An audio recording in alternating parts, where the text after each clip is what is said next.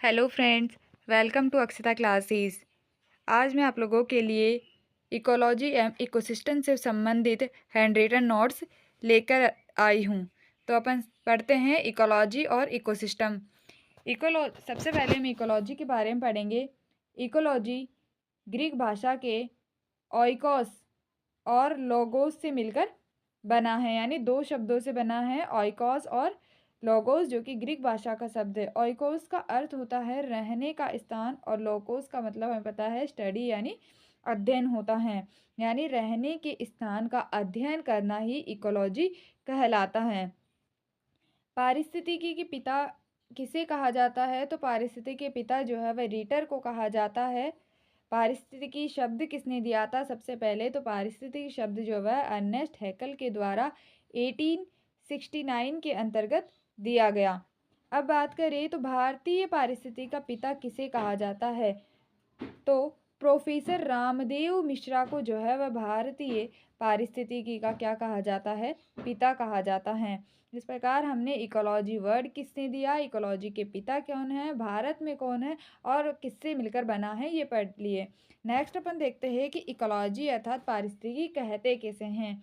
तो इसकी परिभाषा की बात करें तो विज्ञान की वह शाखा जिसमें जीवों का पर्यावरण के साथ संबंधों का अध्ययन किया जाता है उसे पारिस्थितिकी या इकोलॉजी कहलाता है, यानी कि उस विज्ञान की शाखा जिसमें जीव और पर्यावरण के आपसी संबंधों का अध्ययन करते हैं कि किस प्रकार जीव जो है पर्यावरण के साथ मिल करके अपना जीवन चक्र चलाते हैं, तो उस शाखा को जो है वह पारिस्थितिकी कहा जाता है। तो इकोलॉजी जो है जीव और पर्यावरण के मध्य अंतर संबंध को दर्शाता है।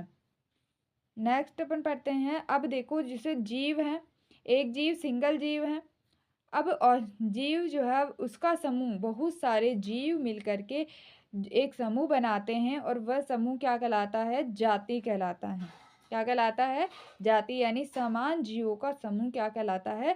जाति। अब बहुत सारी जातियों का समूह, बहुत सारी जातियां, स्पीसीज अलग अलग मिलेगी और बहुत सारी जातियां मिलकर के क्या बनाएगी? एक पॉपुलेशन बनाती है, एक समष्टि बनाती है। ठीक है, यहाँ पे जैसे जाति हो गई, एक शेर की अलग जाति होगी, कुत्ते की अलग जाति होगी, ये सभी मिल करके क्या बनाती है? पॉपुलेशन, समष्टि का निर्माण करती हैं।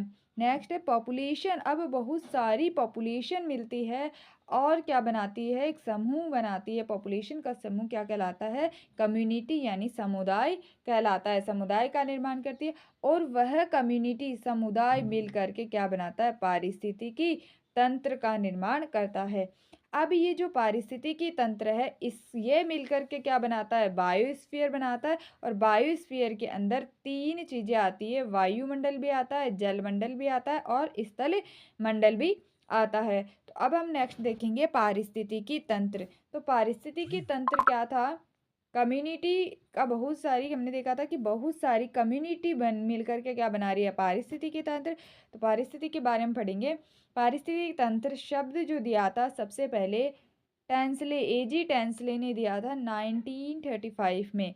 इसके बाद पारिस्थितिकी तंत्र का पिता ओपी ओडम को कहा जाता है। किसको कहा जाता है? ओपी ओडम को कहा जाता है।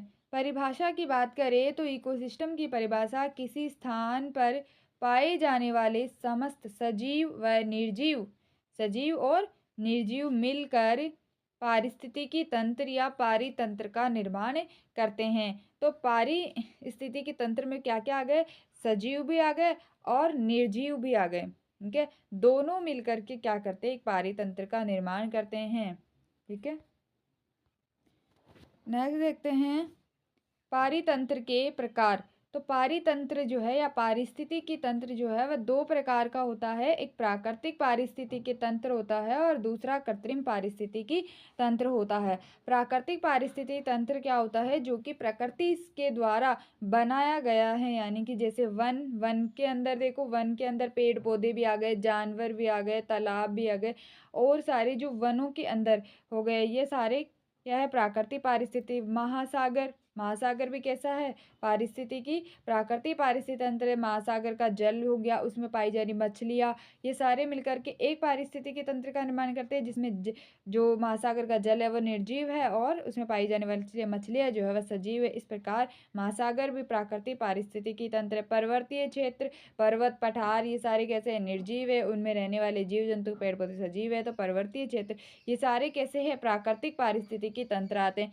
कृत्रिम पारिस्थितिकी तंत्र जो ह्यूमन के द्वारा बनाए गए, जैसे तालाब हो गया, खेत हो गया और बाग बगीचे आते हैं इसके अंदर। तो दो प्रकार का पारिस्थितिकी तंत्र हमने पढ़ लिया। नेक्स्ट हम बात करें तो पारिस्थितिकी तंत्र के घटक। तो पारिस्थितिकी तंत्र के मेनली दो घटक होते हैं या दो कंपोनेंट होते हैं। पहला है, दूसरा है हमारा अजैविक घटक या अबायोटिक कंपोनेंट। अब बायोटिक की बात करें तो बायोटिक में 3 पार्ट्स में डिवाइड किया गया है। पहला है उत्पादक, प्रोड्यूसर, उपभोक्ता, कंज्यूमर, और अपघटक जिन्हें डीकम्पोजर भी कहा जाता है। इसके बाद उपभोक्ता को हमने फिर से 3 भागों में डिवाइड किया है, प्राथमिक उपभोक्ता, द्वितीय उपभोक्ता और तृतीयक उपभोक्ता। इसके बाद बायोटिक के बाद अब आते हैं अबायोटिक। अबायोटिक में जैसे प्रकाश हो गया, तापमान आते हैं, जल हो गया, मिट्टी और बाकी अन्य और अजैविक घटक आते हैं जो निर्जीव कैटेगरी में आते हैं, वह अबायोटिक में आते हैं। तो दो कंपोनेंट हमने देख लिया, एक जैविक देख लिया, एक अजैविक देख लिया। जैविक के 3 भाग देख लिए और फिर उपभोक्ता के 3 भाग देख लिए। अब हम इनके बारे में एक एक के बारे में डिटेल से पढ़ते हैं। फर्स्ट आता है हमारा उत्पादक, जिसे प्रोड्यूसर कहा जाता है। क्या होते हैं, वे सजीव जो प्रकाश संश्लेषण द्वारा अपना भोजन स्वयं बनाते हैं, वो उत्पादक कहलाते हैं। अर्थात इसके अंदर प्लांट वगैरह आते हैं जो कि लाइट, सनलाइट यानी निर्जीव वस्तुओं का यूज़ कर करके अपना कंपोनेंट खुद बना रहे, खुद खाना बना रहे, तो उत्पादक कहा जाता है। प्रकाश संश्लेषण में लाइट का यूज़ कर रहे हैं, इधर से क्या ले रहे हैं, कार्बन डाइऑक्साइड का यूज़ ले रहे हैं, इनका यूज़ लेकर के क्या बनाते हैं, प्रकाश संश्लेषण प्रक्रिया द्वारा भोजन का निर्माण स्वयं करते हैं, उत्पादक कहलाते हैं। उदाहरण के लिए सभी हरे पादप आते हैं, शैवाल आते हैं, युग्निना आता है, युगलीना आता है, ठीक है। ये सारे किस में आते हैं, उत्पादक में आते हैं। बट यहाँ पर एक एक्सेप्शन है किसका, हरे प्लांट का, कि अमरबेल जो कुस्कुटा होती है, अमरबेल, ये क्या है, प्रोड्यूसर या उत्पादक नहीं है, क्योंकि ये दूसरे प्लांट से क्या करती है, लिपट करके रहती है और उनसे अपना पोषण करती है, अर्थात परजीवी की कैटेगरी में आती हैं।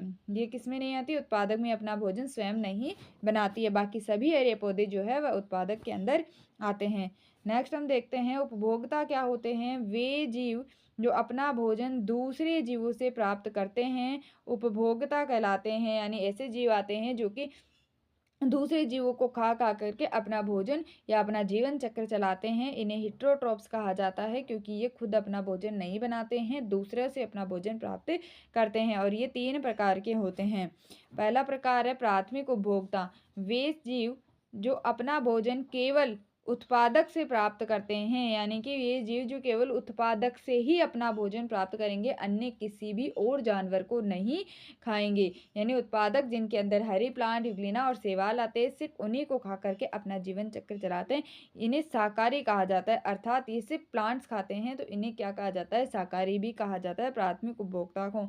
जैसे हो गई गाय, हो गई भैंस, हो गई बकरी, हिरण, ये सभी जो है प्राथमिक उपभोक्ता में आते हैं, जो केवल उत्पादक को खाकर अपना जीवन चक्र चलाते हैं। नेक्स्ट देखते हैं हम द्वितीय उपभोक्ता, वे जीव जो अपना भोजन प्राथमिक उपभोक्ता से प्राप्त करते हैं तथा स्वयं किसी का भोजन बनते हैं। यानी कि वे जीव आते हैं जो प्राथमिक उपभोक्ता खाते हैं। प्राथमिक उपभोक्ता किसको खा रहे थे, प्लांट्स को। अब ये किसको खाएंगे, उन प्राथमिक उपभोक्ताओं को खाएंगे जो इनको खा रहे थे, ठीक है, उनको खा रहे थे, उनको खाते हैं और स्वयं किसी और का भोजन, इनको कोई और खा जाएगा। ये क्या होते हैं, मांसाहारी प्रवृत्ति के होते हैं। जैसे कुत्ता हो गया, बिल्ली हो गई, छिपकली हो गई, यानी ये सारी चीज़ें। जो कुत्ता किसको खाता है, कुत्ता अभी प्राथमिक उपभोक्ता को खाता है। प्राथमिक उपभोक्ता में जैसे गाय, भैंस, बकरी आ रहे थे, कुत्ता उनको खाता है। अब इस कुत्ते को भी कोई और खाएगा, तो ये किसी और का भी भोजन बनते हैं। नेक्स्ट आता है तृतीय उपभोक्ता, वे जीव जो अपना भोजन प्राथमिक और द्वितीय उपभोक्ता से प्राप्त करते हैं, लेकिन स्वयं किसी का भोजन नहीं बनते हैं। यानी क्या होता है, ये जीव जो है प्राथमिक और द्वितीय दोनों प्रकार के उपभोक्ताओं को खाते हैं, लेकिन इन्हें कोई नहीं खाता है। जैसे उदाहरण शेर हो गया, मोर हो गया, बाज, मनुष्य, ये कैसे होते हैं, तृतीय उपभोक्ता कहलाते हैं। अब नेक्स्ट देखते हैं हम अपघटक या डीकम्पोजर। वे जीव जो अपना भोजन मृत जीव या सड़ी गली वस्तुओं से प्राप्त करते हैं, जैसे कि सूक्ष्म जीव। ये क्या होते हैं, जब कोई जीव मर जाता है या कोई मांसाहारी वगैरह कोई भी होते हैं, मांसाहारी हो गया या कि शाकाहारी हो गया, कोई भी जीव जो है मर जाता है, वो मरने के बाद सड़ जाता है, उसके बाद उसको खाते हैं और उससे अपना जीवन चक्र सड़ी गली वस्तु से प्राप्त करते हैं, जिसको सूक्ष्म जीव हो गए। ये क्या कहलाते हैं, अपघटक कहलाते हैं। अब हम देखते हैं जैविक और अजैविक घटकों के मध्य अंतरक्रिया कैसे हो रही है। आखिर अंतरक्रिया हमने पारिस्थितिकी तंत्र में यही पढ़ा है कि सजीव और निर्जीवों के मध्य अंतरक्रिया होती है, पारिस्थितिकी तंत्र का निर्माण करते हैं। तो कैसे करेंगे, जैसे यहाँ पर सूर्य से सौर ऊर्जा लेंगे, उत्पादक और वायुमंडल से CO2 ले रहे हैं और उत्पादक जो है अपना भोजन बना रहे हैं यहाँ पर। अभी इनको कौन खा रहा है, प्राथमिक उपभोक्ता जो है इनको खा रहा है। प्राथमिक उपभोक्ता को द्वितीय उपभोक्ता खा रहे हैं और द्वितीय को कौन खा रहा है, तृतीय उपभोक्ता खाता है। अब इन तीनों चारों को ही कौन खाता है, जब ये मर जाते हैं, सड़ जाते हैं, गल जाते हैं, तो अपघटक जो है जैसे सूक्ष्म जीव हो गए, इनका क्या कर देते हैं, अपघटन कर देते हैं और इनको मिट्टी में मिला देते हैं। अब ये मिट्टी में मिल जाएंगे तो वापस से जल और खनिजों का निर्माण कर लेंगे। जैसे ही फिर से क्या करेगा, जो प्लांट है, प्लांट को क्या चाहिए, जल और खनिज लवण ये चाहिए, तो खनिज लवण वापस से इसको सॉइल में से मिल जाएंगे। इसी प्रकार ये चक्र चलता रहता है। फिर उत्पादक अपना भोजन बनाएंगे, प्राथमिक उपभोक्ता खा लेगा, द्वितीय और तृतीय, फिर अपघटक इनका क्या कर लेगा, अपघटन कर देगा और मृदा मिला देगा। फिर से मृदा में ये खनिज लवण के रूप में होकर के उत्पादक को प्राप्त हो जाएंगे। नेक्स्ट अपन देखते हैं कि इनको एक बार बायोटिक और एबायोटिक डायग्राम से समझ लेते हैं। जैसे कि यहाँ पर सनलाइट आ रही है, टेम्परेचर, वर्षा वगैरह हो रही है, कार्बन डाइऑक्साइड इनको कहाँ से मिल रही है, एनवायरनमेंट से मिल रही है और सनलाइट यहाँ से मिल रही है। प्रोड्यूसर यानी उत्पादक जो है ग्रीन प्लांट होते हैं, जो क्या कर रहे हैं, अपना भोजन बनाते हैं। अब इनको प्राइमरी कंज्यूमर खा रहा है, फिर सेकेंडरी को कोई टर्सरी खा जाएगा। इसके बाद इनको डीकम्पोजर, ये सूक्ष्म जीव जो होते हैं, फंजाई, बैक्टीरिया वगैरह, अब जैसे बैक्टीरिया फंजाई इनको खा लिए, इसके बाद इनका क्या बना लिया, अब डेड मटेरियल बन गए, डेड मटेरियल न्यूट्रिशन, अब प्लांट को वापस से न्यूट्रिशन मिल जाएगा और ये साइकिल जो है वापस से चलती रहती है। अर्थात बायोटिक कंपोनेंट और अबायोटिक कंपोनेंट दोनों का अंतर संबंध के द्वारा एक पारिस्थितिकी तंत्र का निर्माण किया जाता है। इस प्रकार से हमने पारिस्थितिकी और पारिस्थितिकी तंत्र की संरचना को कंप्लीट देख लिया है। Thank you. अगर क्लास अच्छी लगी हो तो लाइक, शेयर एंड सब्सक्राइब कीजिए और कमेंट करके ज़रूर बताइएगा कि आपको हैंड रिटन नोट्स कैसे लगे। Thank you. और किस टॉपिक के आपको और किसका नोट्स चाहिए।